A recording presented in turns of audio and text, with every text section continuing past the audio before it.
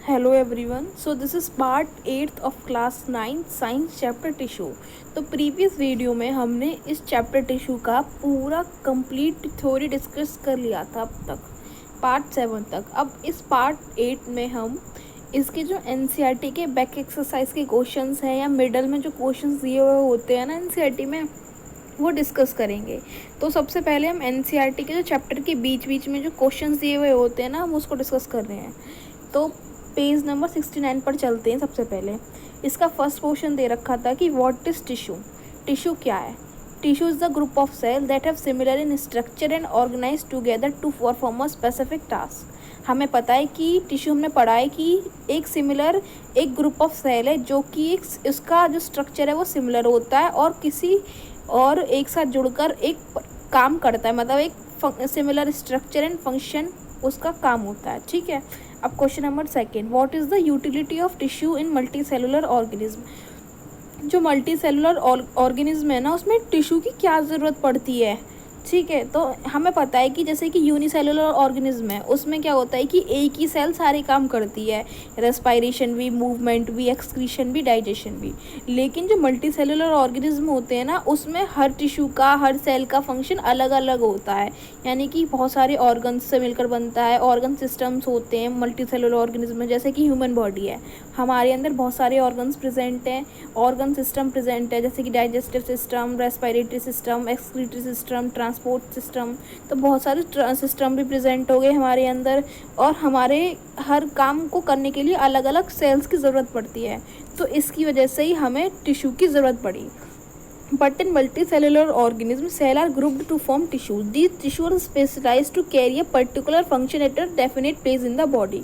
For example, जैसे कि muscles tissue form muscular tissue which help in movement. जैसे कि मसल्स टिश्यू जो होते हैं वो मस्कुलर टिश्यू फॉर्म करते हैं जो कि मूवमेंट में हेल्प कराते हैं। नर्वस टिश्यू का काम होता है कि मैसेज को ट्रांसमिटेड करना।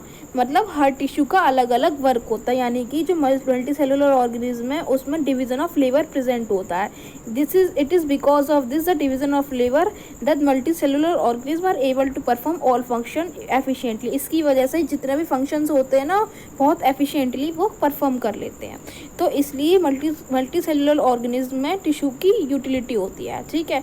अब पेज नंबर 74 पर चलते हैं। इसका फर्स्ट क्वेश्चन है, name the type of a simple tissue.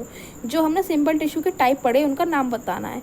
हमने पढ़े थे सिंपल टिश्यू के 3 टाइप्स होते हैं, पेरेन्काइमा, कोलेनकाइमा और स्क्लेरेन्काइमा। ठीक है। और हमें ये भी पता था कि पेरेन्काइमा आगे 2 पार्ट में डिवाइड हो जाता है, एरेन्काइमा और क्लोरेन्काइमा। ठीक है, क्लोरेन्काइमा। तो ये क्वेश्चन नंबर फर्स्ट, खाली इसमें नेम बताना था। क्वेश्चन नंबर 2 पर चलते हैं। Where is apical meristem found, यानी कि जो एपिकल मेरिस्टम है वो कहाँ पर पाई जाती है प्लांट में। जो एपिकल मेरिस्टम है ना, मैंने बताया था कि जो ऊपर का पार्ट होता है ना, जहाँ पर स्टेम या रूट जो ग्रोइंग टिप होती है वहाँ पर पाई जाती है एपिकल मेरिस्टम।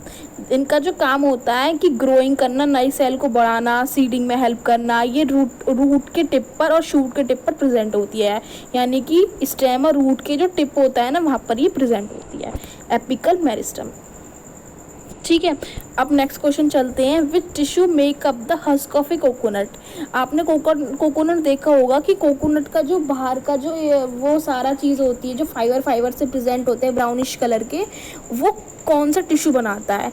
हमने पढ़ा था कि जो एक टिश्यू है वो ऐसा टिश्यू है जो कि फाइबर्स का काम करता है, तो वो होता है स्क्लेरेन्काइमा टिश्यू। उसका काम होता है कि ऐसे hardening, covering, protecting covering provide कराना प्लांट्स की। ठीक है।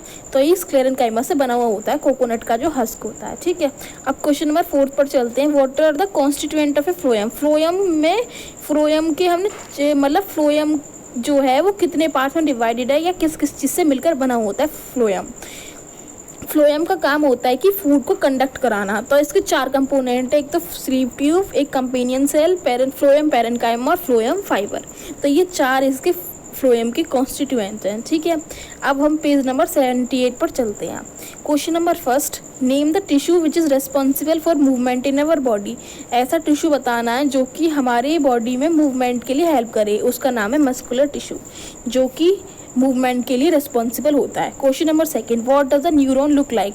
जो न्यूरॉन होती है वो कैसे दिखती है? Neuron consist of a cell body, nucleus and cytoplasm.